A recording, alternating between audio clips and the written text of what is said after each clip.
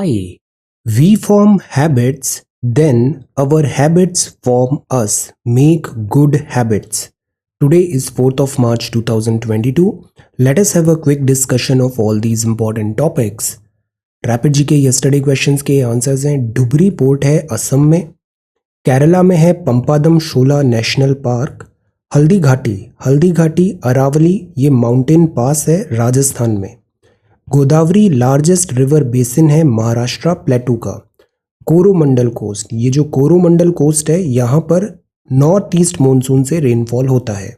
आज के सवाल हैं, global gender gap report is published by which organisation, in which state is the Khijadiya bird sanctuary situated, ये अभी काफ़ी न्यूज़ में है Khijadiya bird sanctuary. Barasingha is the state animal of which state, Dree festival एक एग्रीकल्चर फेस्टिवल है, ये सेलिब्रेट होता है विच पार्ट ऑफ इंडिया में, किस स्टेट में। वॉर्सा अभी वॉर्सा पैक्ट वगैरह काफ़ी न्यूज़ में है, Warsaw is the capital of which country. So these are 5 questions for today. आज की वोकैबुलरी है कॉन्शियंस, मतलब होता है अंतरात्मा की आवाज़, एन इनर फीलिंग और voice viewed as acting as a guide to the rightness और wrongness of one's behaviour, ethics. Trappings का मतलब होता है तामझाम, अननेसेसरी फैंसी चीज़ें। The outward sign, features, objects associated with a particular situation, role और thing, adornment etcetera. So अगर civil services की या एग्ज़ाम की प्रिपरेशन कर रहे हैं तो old school is a good school. Copy pen में टेबल चेयर पे बैठ के लिख के बोल के पढ़िए, this is the only thing which works. Okay, बाकी सारी चीज़ें ट्रैपिंग्स होती है। फैलेबल का मतलब होता है दोष क्षम, केपेबल ऑफ मेकिंग मिस्टेक्स और बीइंग एरोनियस। लॉन्जेटिविटी का मतलब होता है समय सीमा, the time period during which something exists और लास्ट्स। स्लैप डैश का मतलब होता है किसी ना किसी तरह, लाइक डन टू हरिडली, बहुत जल्दबाजी में काम किया है, केयरलेसली किया है, so that is slap dash. तो ये कुछ वोकैबुलरी वर्ड्स हैं आज के लिए। If you come across any other important word, write down that word along with its meaning in the comment section down below. आज 4th of March है, आज फ्राइडे भी है, तो आज हम केवल एक ही सवाल करते हैं और हम +2 साइकिल अभी फॉलो कर रहे हैं, तो you will have sufficient time. और this question is very very very important. India का एक पॉलिटिकल मैप ड्रॉ करिए, नीट एंड क्लीन मैप बनाइए, आइडेंटिफाई करिए सारे स्टेट्स और उनकी कैपिटल्स। ये इतना केयरफुली मैप बनाना है ना कि आपको सारे राज्य, जैसे उत्तर प्रदेश कितने राज्यों के साथ बॉर्डर शेयर करता है, कर्नाटका कितने के साथ है, कर्नाटका ज़्यादा है या आंध्रा ज़्यादा स्टेट्स के साथ बॉर्डर शेयर करता है, इस टाइप की सारी जो फाइन डिटेल्स है वो इस मैप में आपको सीखनी है। ये एक एक्सरसाइज करिए, आपके एटलीस्ट 2 क्वेश्चन कन्फर्म है अभी अपकमिंग प्रीलिम्स में। ओके, तो डू दिस वेरी सिंसियरली। एक ही क्वेश्चन है और सबको करना है, मैप बहुत अच्छा बनाना है, सारे स्टेट्स और उसके कैपिटल्स यहाँ पे दिखने चाहिए। Okay, so this is 4th of March 2022 question. अगर हम बात करें तो कल सीसेट क्लास 1 स्टार्ट हो गया है, ये कल हमने किया था, इसको अपन कंटिन्यू करेंगे। हम ये टाइम टेबल फॉलो कर रहे हैं। जो जीएस रिवीजन क्लास है आज सुबह 7 AM था, Monday to Friday. Daily newspaper तो एवरीडे मीन्स एवरीडे है, answer writing Friday, CSAT revision Friday. MCQ quiz में थोड़ा टाइम लेते हैं अभी अपन, इसके बजाय मैं टेलीग्राम में आप बोलो तो 5 क्वेश्चन और ऐड कर देता हूँ, 10 क्वेश्चन पर डे कर देते हैं। ये चीज़ें थोड़ी सेटल हो जाए फिर अपन इसको स्टार्ट करते हैं एमसीक्यू क्विज को। तो सैटरडे संडे अभी ये चीज़ें नहीं होगी एक्सेप्ट न्यूज़पेपर, तो हम इस पे एम्फेसाइज करेंगे। नेक्स्ट 2 डेज फुल थ्रॉटल अपन को गूगल मीट करना है, I will devote more time on this. और let us try, let us discuss, let us do all the exclusive जो स्ट्रैटेजी वगैरह अपन को बनाना है। ओके, तो ये जो गूगल मीट है सैटरडे संडे अपन इसको फुल थ्रॉटल अभी करेंगे। ओके, और अभी तक आपने ज्वाइन नहीं किया है तो go to our website and join करने के बाद you just have to drop me a mail screenshot, then I will contact you. Okay, so this is 4th of March 2022। आज हम पढ़ेंगे इंडियन स्टूडेंट्स होस्टेज हैं this, then quad meet, voter turnout, Andhra capital change नहीं कर सकता है, fiery performance, Theyyam Amazon.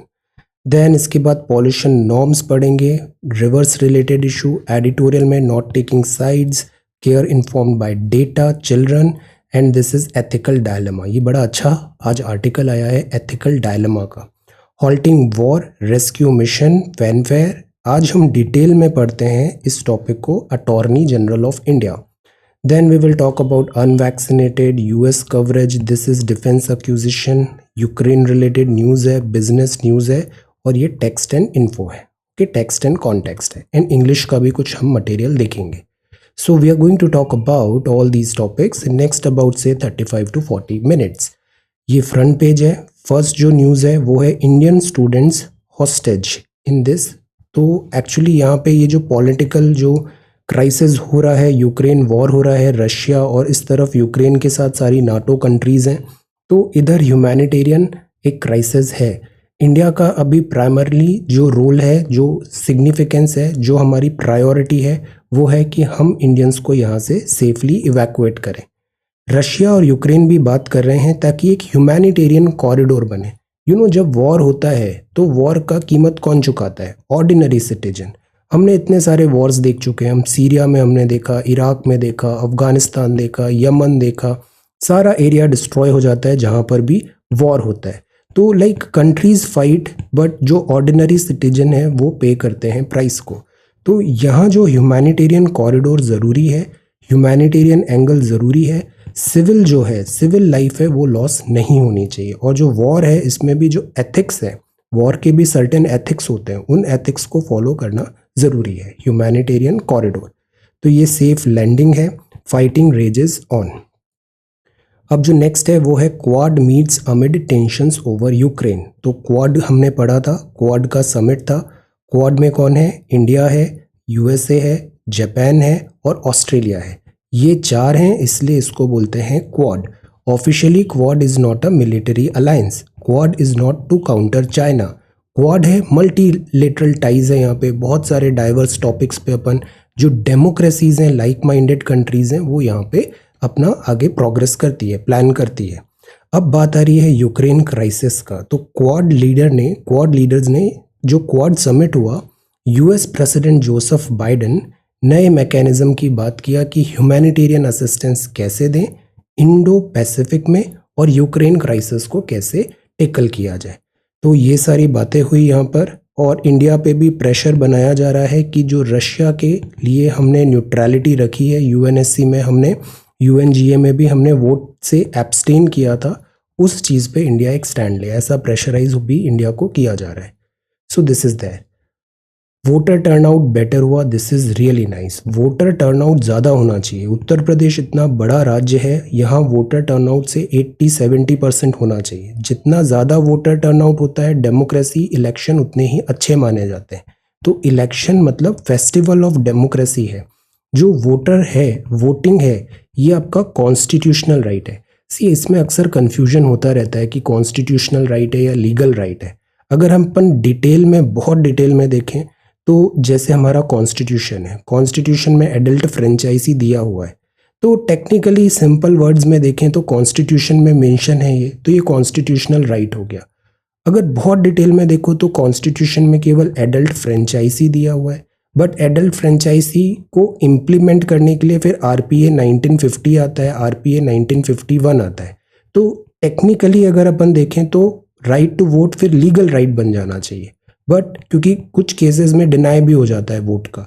But simple terms में UPSC context में, इवन यूपीएससी ने भी यही बोला, right to vote is a constitutional right, right to vote is a constitutional right.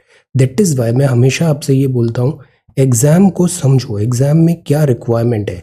ये जो एग्जाम है वो सिंपल ग्रेजुएट 21 ईयर ओल्ड इस लेवल के हिसाब से बनाया जाता है, जिसने सिंपल स्कूल की किताबें पढ़ी है, एनसीईआरटीज पढ़ी है, सिंपल बेसिक चीज़ें पढ़ी है।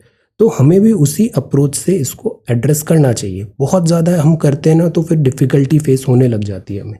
तो according to UPSC this is a constitutional right. NCERT में भी ये कॉन्स्टिट्यूशनल राइट लिखा हुआ है। जैसे एक सवाल आया, जो चीफ सेक्रेटरी है इसको कौन अपॉइंट करता है? अब वहाँ ये पूछा नहीं गया था कि चीफ सेक्रेटरी को एक्चुअली में कौन अपॉइंट करता है, मतलब जो साइन है वो किसके होता है। बिकॉज टेक्निकली तो सारे साइन गवर्नर ऑफ इंडिया के साइन से होते हैं, गवर्नर ऑफ स्टेट के साइन से होते हैं। तो अपॉइंटमेंट ऑफ चीफ सेक्रेटरी होगा, उसमें गवर्नर का नाम लिखा रहेगा, गवर्नर के साइन होंगे। बट क्वेश्चन ये नहीं पूछना चाहता था। क्वेश्चन ये पूछना चाहता था कि chief secretary, because primarily executive मतलब चीफ मिनिस्टर की हेल्प के लिए होता है, एड एंड एडवाइस। तो चीफ सेक्रेटरी चीफ मिनिस्टर अपने अकॉर्डिंग रखता है। जो हाईएस्ट दिस ऑफिसर होता है स्टेट में, ब्यूरोक्रेट, तो चीफ मिनिस्टर जो होता है वो चीफ सेक्रेटरी को अपने अकॉर्डिंग रखता है, उसका kind of like pleasure of chief minister होता है वो। सो ये चीज़ भी हमें ध्यान रखना चाहिए। Okay, Andhra Pradesh government can change capital, तो ये बात है, आंध्रा में 3 कैपिटल बनाने की बात थी, लेजिस्लेटिव, एग्जीक्यूटिव, जुडिशरी। नाम बताइए कौन कौन सी बनाने का आइडिया था? लेजिस्लेटिव अलग थी, एग्जीक्यूटिव अलग थी, जुडिशरी अलग थी। बट बाद में ये बात आया कि इससे डुप्लिसिटी भी हो रही है, पैसे भी बहुत लग रहे हैं, तो फाइनली दिस हाई कोर्ट ने एक डिसीजन दिया और गवर्नमेंट ने भी आइडिया ड्रॉप कर दिया है। गवर्नमेंट ने भी आइडिया ड्रॉप कर दिया है और कोर्ट ने कहा कि ये ऐसा नहीं होगा। Amazon proposes talks with future, यहाँ पर बात है जो अमेजॉन और फ्यूचर ग्रुप में डिस्प्यूट हो गया था, मर्जर फ्यूचर रिलायंस के साथ कर रहा था, अमेजॉन भी इंटरेस्टेड था, तो ये उससे रिलेटेड न्यूज़ है। अब look at this fiery performance, ये क्या है? अग्नि कंड कर्णन, थेयम है ये, थेयम। कालियट्टम फेस्टिवल है कन्नूर फेस्ट केरला में। सवाल क्या आएगा? थेयम जो है, ये थेयम किस राज्य में मनाया जाता है? तो ये मनाया जाता है केरला में, केरला में Kaliyattam festival. So this is the front page of the Hindu.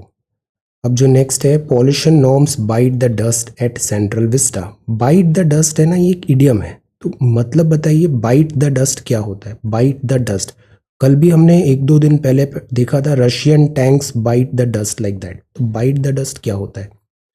So this is there. और revoke order to enable work at Mullaperiyar. अब साउथ में, जैसे आपने वो ड्रेनेज का चैप्टर पढ़ लिया होगा अभी एनसीईआरटी का, जो मैंने शेयर किया था, बहुत इंपॉर्टेंट है, 1 क्वेश्चन शॉर्ट है उससे। अब ये जो साउथ की रिवर्स है ना, यहाँ पर भी प्रॉब्लम आ रही है, बिकॉज कल हमने देखा था पेरिनियल रिवर और सीजनल रिवर। पॉपुलेशन बहुत तेजी से बढ़ गई। बेंगलुरु में पहले इतने लोग नहीं थे, अभी बहुत ज़्यादा लोग हैं। लोग ज़्यादा होंगे तो वाटर रिक्वायरमेंट भी ज़्यादा होगा, बट रिवर्स तो उतनी ही है। प्लस जिस तरीके से एंथ्रोपोजेनिक चेंजेस आ रहे हैं, आईपीसीसी की रिपोर्ट क्लाइमेट ने बोला कि जो हमारे मेट्रोपॉलिटन है वो अनसस्टेनेबल बन रहे हैं, क्लाइमेट चेंज हो रहा है, तो water shortage is the reality. और जो अभी फाइट हो रहा है, जैसे राज्यों के बीच में हो रहा है, कर्नाटका और तमिलनाडु के बीच में, तो ये जो फाइट है ना, ये और सीरियस होने वाला है आने वाले टाइम पे, because water as a resource का शॉर्टेज बन रहा है। तो ये जैसे मुल्ला पेरियार डैम है, ये केरला और तमिलनाडु के बीच में, मुल्ला पेरियार केरला और तमिलनाडु के बीच में, पेरियार रिवर। और सिमिलरली मेकेडाटू भी है, वो कर्नाटका बेंगलोर में वाटर सप्लाई का है। तो जो वाटर है बहुत इंपॉर्टेंट रिसोर्स है, इसीलिए ड्रेनेज चैप्टर एक बार एनसीईआरटी ज़रूर पढ़िए, उससे हर एग्जाम में उससे सवाल निकल के आते हैं। ओके, अब एडिटोरियल में आते हैं, नॉट टेकिंग साइड्स। इसमें अब अपन को बहुत ज़्यादा अपने एक्सपर्ट कमेंट्स नहीं देने, जो एमईए बोलेगा हम उसको फॉलो करेंगे। यहाँ सोशल मीडिया में जो बहुत सारे नैरेटिव्स चलते हैं वो ट्रुथ भी नहीं होता है एट टाइम्स। रशिया के साथ हमारी एक सेपरेट इक्वेशन है, यूक्रेन के साथ भी हमारी सेपरेट इक्वेशन है, यूएसए नाटो ग्रुप के साथ भी हमारी सेपरेट इक्वेशन है। ओके, और ये जो यूक्रेन क्राइसिस है, हम इसको बिल्कुल भी एंडोर्स नहीं करते हैं। यहाँ जिस तरीके से ह्यूमैनिटेरियन क्राइसिस है, लाइफ लॉस हो रहा है, वॉर हो रहा है, we do not endorse that. But at the same time यहाँ पे जो दूसरी प्रैक्टिकल चैलेंजेस है और जो दूसरी चीज़ें भी है, वो भी we need to take that into consideration. So the best thing is follow MEA जो गाइडलाइन इशू कर रहा है, accordingly we will make our view point. UNGA में जैसे इंडिया ने एब्सटेन किया, ऑल्दो इन्होंने बोला कि जो वॉर है वो हटना चाहिए, डिप्लोमेटिक सॉल्यूशन होना चाहिए, war is not a solution, uniting for piece type हमें बढ़ना है। बट इंडिया ने despite so much pressure from US and European country, India ने यहाँ पे वोट नहीं किया है, एब्सटेन रहा है इंडिया। तो it is not a surprise, हमारी यही पॉलिसी रही है, तो दिस इज़ देयर। ओके, बाकी जो ह्यूमन राइट्स है उसके हम बिल्कुल स्टैंड कर रहे हैं, ह्यूमन राइट्स वहाँ पे प्रोटेक्ट होने चाहिए, और वॉर नहीं है एक solution, there should be dialogues and talks. और नंबर 1 प्रायोरिटी है कि जो इंडियंस हैं इनको वहाँ से सेफगार्ड करो। Government has also said that it needs to remain on good terms with both sides and safe exit of Indians from the conflict zone हमारी प्रायोरिटी है। बट अब इससे बड़े सवाल भी उठते हैं कि हम बोलते हैं वासुदेव कुटुंबकम, हम यूएनएससी की परमानेंट सीट में भी हैं, तो क्या इंडिया को और असर्टिव होना चाहिए, एक स्टैंड लेना चाहिए, एक साइड्स लेना चाहिए? Let us see. Care informed by data, यहाँ जो बात है जैसे कोविड-19 हुआ, लास्ट ईयर जब डेल्टा वेव हुआ, सो मेनी अपन ने देखा लाइफ लॉस हुआ। तो द पॉइंट इज कि अब क्या हुआ, जैसे कुछ बहुत सारे केसेस हुए कि पेरेंट्स थे वो गॉन, अब जो बच्चे हैं बच्चे बच गए। अब इसका अपन कैसे उनका जो चिल्ड्रन है उनके फ्यूचर को कैसे सेफ गार्ड करें, ये बहुत बड़ा अपना चैलेंज बना हुआ है। लांसेट का एस्टिमेट ने बताया कोविड-19 के कारण ऑर्फनहुड बहुत बढ़ा है। तो the point is it is our responsibility as a society, as a government, as an individual as well, कि ये जो 19 लाख बच्चे हैं जो ऑर्फन हो गए, हम इनके भविष्य का ख्याल रखें। तो ये यहाँ पे इन्होंने बताया। तो जो एक्सेस मोर्टेलिटी हुआ, फर्टिलिटी डेटा ने भी बताया कि कोविड-19 जो है उससे हुआ है, ऑर्फनहुड बढ़ा है। सो द पॉइंट इज़ अब हम डेटा कलेक्शन प्रॉपर लें और government scheme, society, NGOs etcetera इसमें सिस्टमेटिकली वर्क करें सो दैट इन बच्चों का भविष्य हम सेफ गार्ड कर पाए। Well begun is half done but centre और स्टेट मस्ट एक्सपैंड एफर्ट्स। तो ऐसा नहीं है गवर्नमेंट एफर्ट्स नहीं डाल रही है, but much to be desired, हमें और वर्क करने की ज़रूरत है सो दैट ये कहीं पॉवर्टी, वायलेंस, डेस्टिट्यूशन इन सब चीज़ों में नहीं जाए। हम इनको एजुकेशन और हेल्थ केयर यहाँ पे प्रोवाइड करें। We stand with them, this is very much required. Okay, so care informed by data, और इसके लिए ज़रूरी होगा डेटा, करेक्ट डेटा आना ज़रूरी है।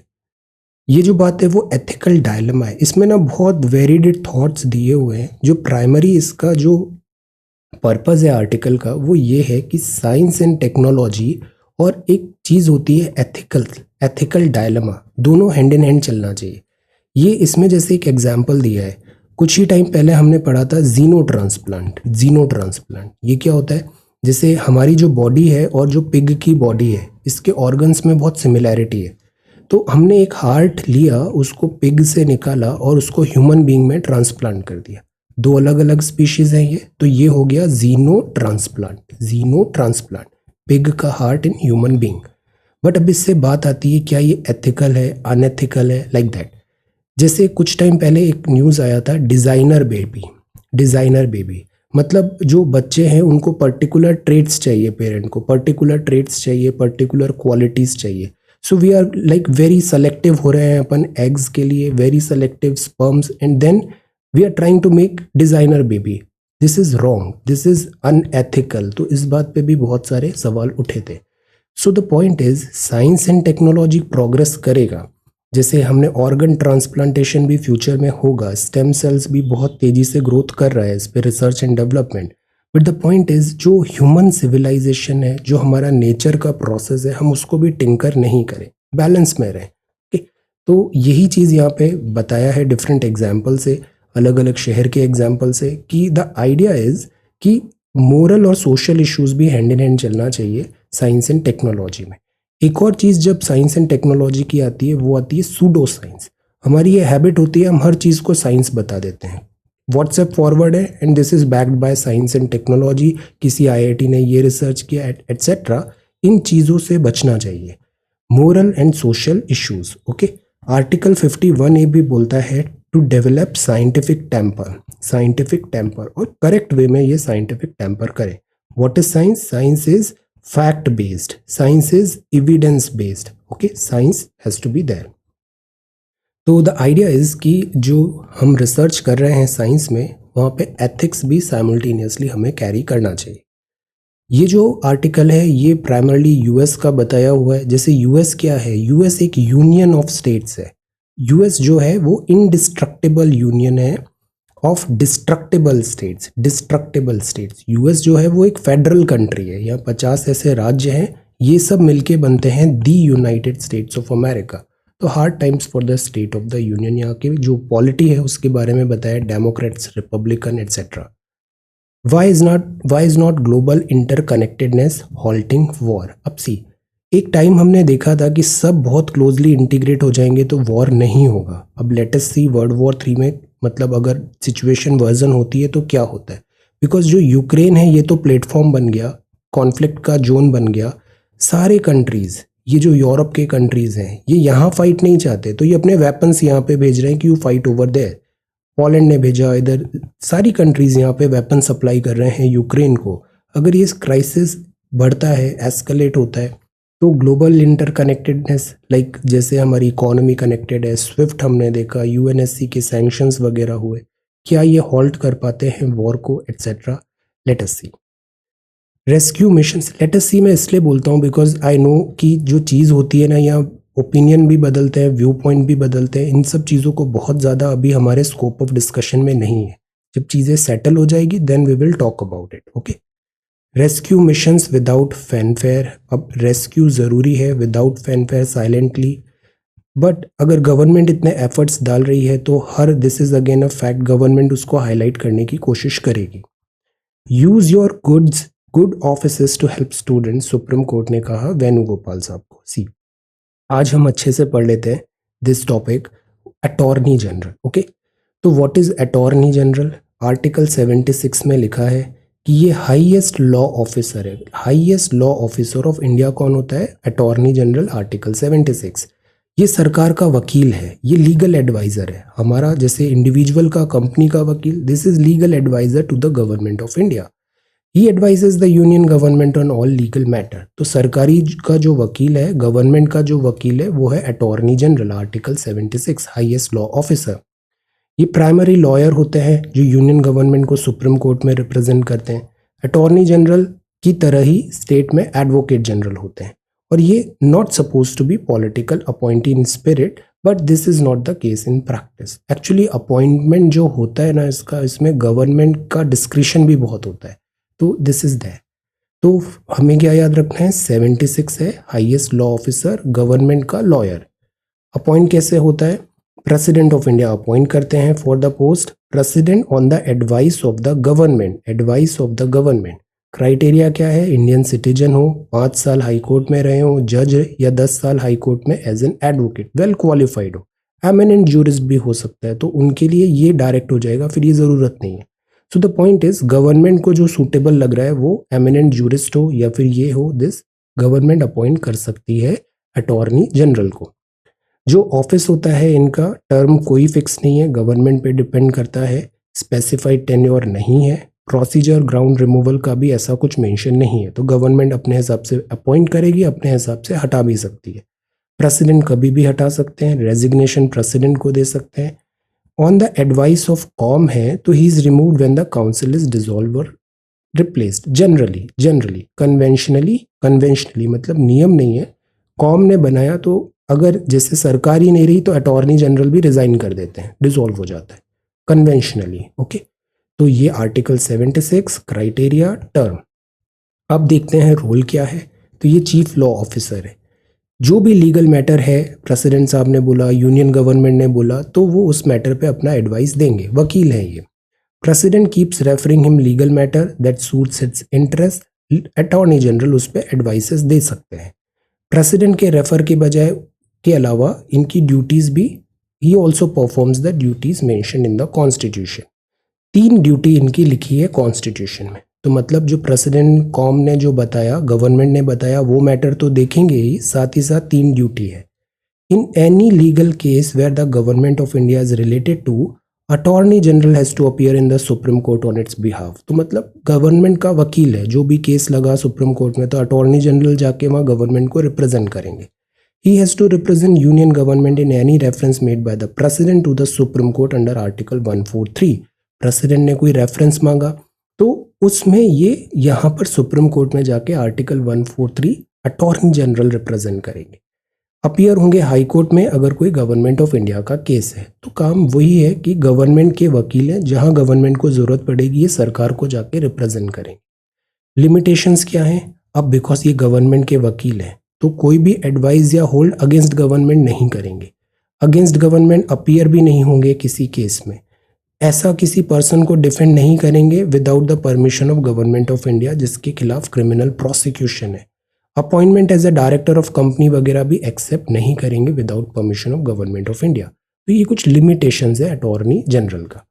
अब कुछ और फैक्ट्स देखते हैं। जैसे अटॉर्नी जनरल है, ये यूनियन एग्जीक्यूटिव का पार्ट होते हैं, ये सवाल आ सकता है, अटॉर्नी जनरल यूनियन एग्जीक्यूटिव के पार्ट है, हाईएस्ट लॉ ऑफिसर है, he can be part of any court in the Indian territory because he is the top legal this government का।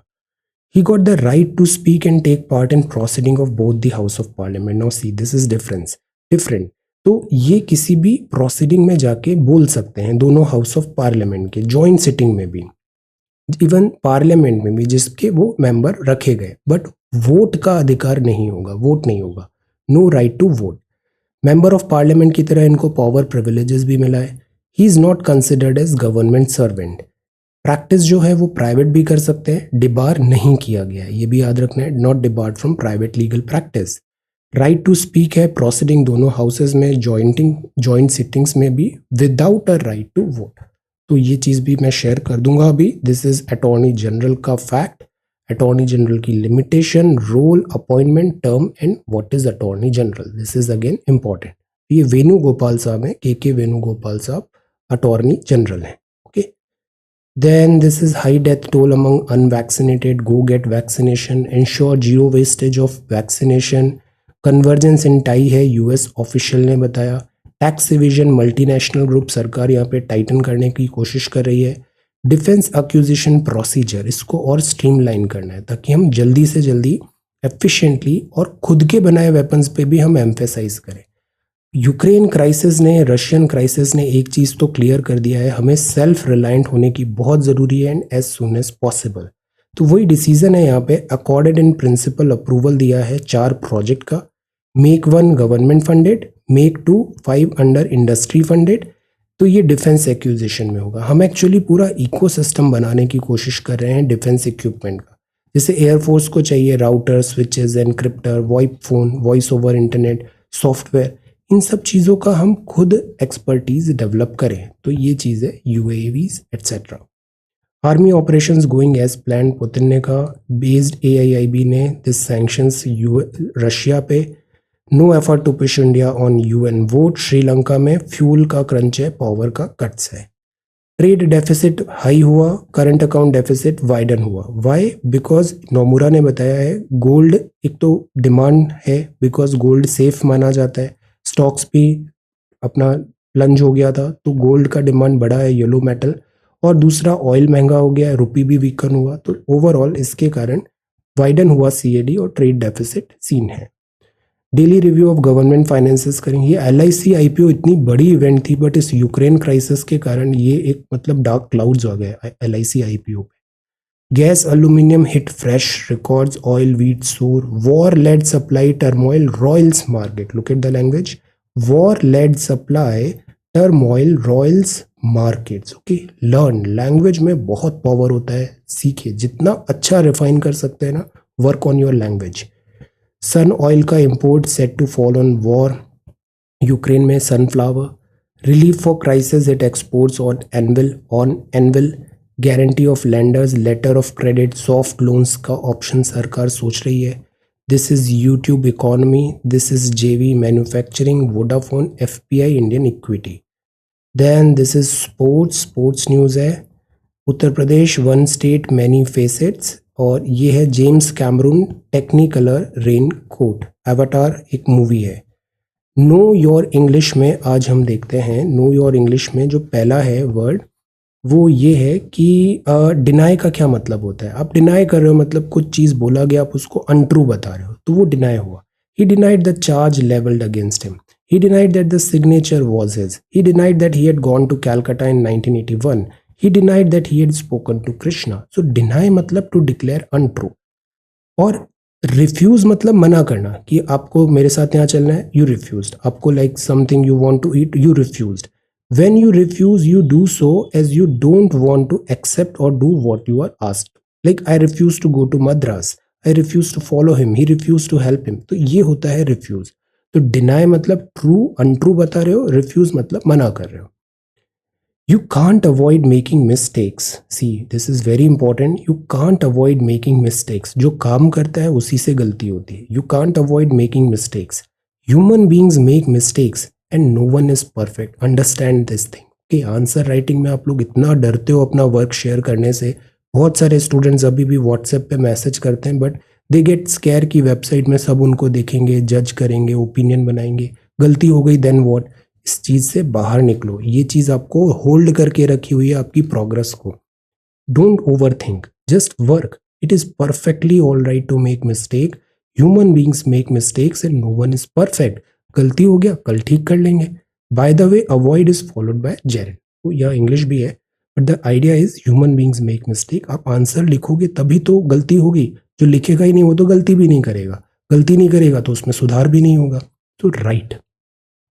अब जैसे यहाँ पे बताया है, स्विमिंग जो है ये एक नाउन भी है, वर्बल नाउन है. तो जहाँ आईएनजी लग जाता है, gerund, and the present participle and in I N G, तो कॉन्टेक्स्ट के हिसाब से आपको पता लग जाएगा कि वो क्या है, प्रेजेंट पार्टिसिपल है या फिर जेरन है. Avoid is followed by this. Avoid, तो जैसे आई एन्जॉय डांसिंग एंड सिंगिंग, हम ये नहीं बोलेंगे, नॉट आई एन्जॉय टू नहीं लगाएंगे, I enjoy to dance and sing नहीं, I enjoy dancing and singing. हम ये नहीं बोलेंगे he prevented to come, he is prevented from coming होगा. He is prevented to write, no, he is prevented from writing. he succeed to climb the Everest, ये नहीं बोलेंगे. हम बोलेंगे at last he succeeded in climbing the Everest. Fine lines हैं, fine चीज़ें हैं जो समझना चाहिए हमें. नॉट थिंकिंग टू गो नहीं होगा, he is thinking of going to the state होगा. ओके. जीनियस का जीनियसेस, जेनी मतलब स्पिरिट. तो जो एक्सेप्शनल मैन एंड वुमेन है, they are called geniuses. Okay. Separate की स्पेलिंग भी ये होती है. Okay. SEPARATE, separate. It is separate, SEPARATE, E नहीं होता है यहाँ पे. ओके. सो ये इंग्लिश है और यहाँ पे लिखा है second phase of industrial revolution में कैसे टेस्ला ने बहुत सारी चीजें यहाँ पे इन्वेंट किया. एक्सीलेंट, जीनियस था Nikola Tesla. Okay. So this is the Hindu newspaper. आज केवल एक ही सवाल है और बहुत इंपॉर्टेंट सवाल है, वो है इंडिया का पूरा मैप अच्छे से बनाना है, states and capitals. So thank you so much for watching this video. Take care, study well and be safe.